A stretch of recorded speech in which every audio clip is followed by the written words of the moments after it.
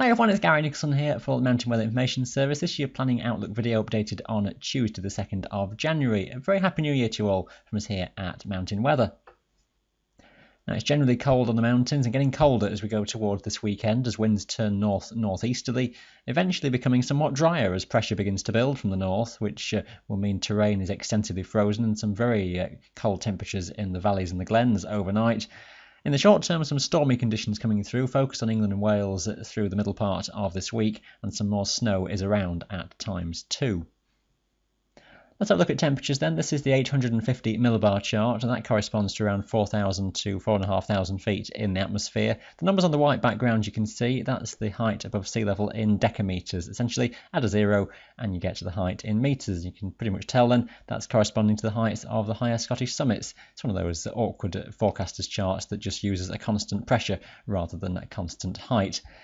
What we can say though is that the higher tops will stay below freezing over the next few days, particularly in Scotland. I think in England and Wales, freeze and thaw cycles on most of the hills, although some of the highest tops may stay very close to freezing throughout.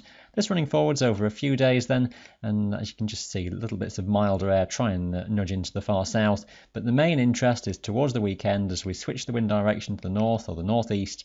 Look how much colder temperatures expand across the country from the north, so that by the time we reach Saturday, highest tops in Scotland might not be too far off -10, and essentially you're below freezing from lower levels up, even across England and Wales. So cold times returning for all of us.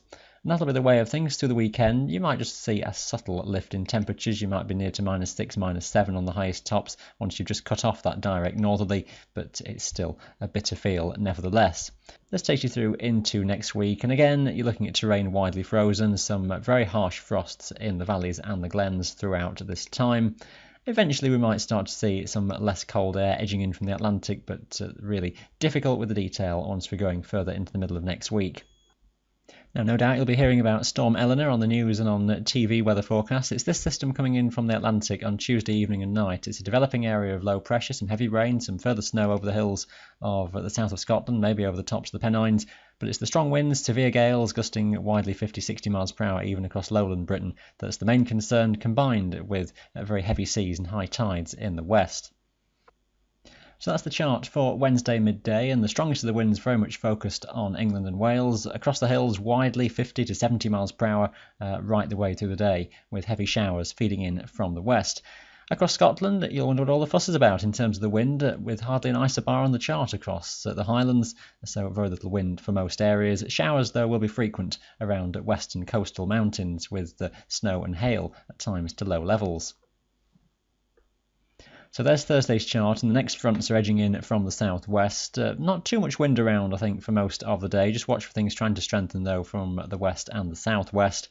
And it's that front that's edging north into the Highlands that may just bring the risk of some snow, but still uncertainty at this stage. A frosty start, then, for many areas of Scotland.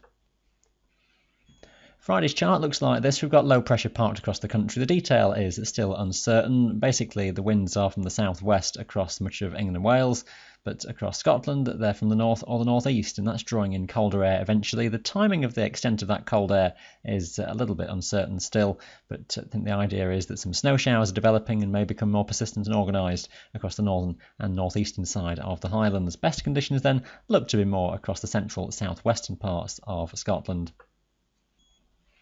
Into the weekend, and the northeasterly winds are with us. We've got high pressure across the northwest, and overall it's a cold feel then, with snow showers coming into the Cairngorms, into the borders, and maybe into the Pennines too, with snow and hail coming down to low levels. Low pressure is towards the south. The leftovers of rain, sleet and snow may still affect Wales for a time as this system pulls away.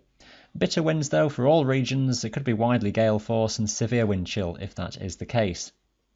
Easterly winds across England and Wales on Sunday, but across northern areas as high pressure settles in, very little wind at all, and a fine day by and large, but very cold, terrain extensively frozen from low levels up, but should be a good amount of sunshine and just very rare, if any, residual snow flurries. And into Monday, it looks as though that high pulls towards the east. The wind flow subtly changing, a little bit more east to southeasterly.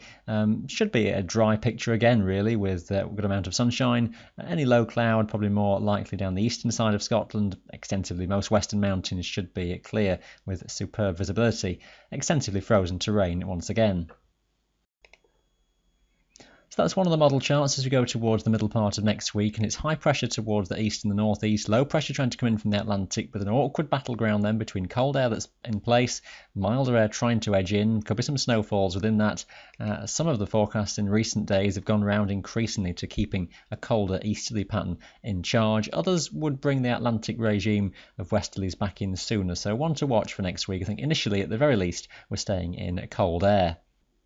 Now heading towards the middle part of the month, and we've shown you these charts before, it's the 7-day pressure anomaly, and it shows that low pressure is still nearby across the British Isles. Exactly where it's positioned is then key in terms of the temperatures that we see. If we start to just allow Atlantic southwesterlies back in, we could see something milder for a time. But of some importance is the idea that high pressure is around the pole. That's generating blocking, and could be interesting further down the line. If we can just keep or see a return to east or northeasterly winds, then colder times may sustain themselves into the second half of winter. We need to see where that one goes, but just that indication of colder conditions being around well on in the weeks ahead. So stay right up to date with the very latest details for your local area in all the written forecast files updated every single day here at the Mountain Weather Information Service. Thanks for watching this video today, and bye for now.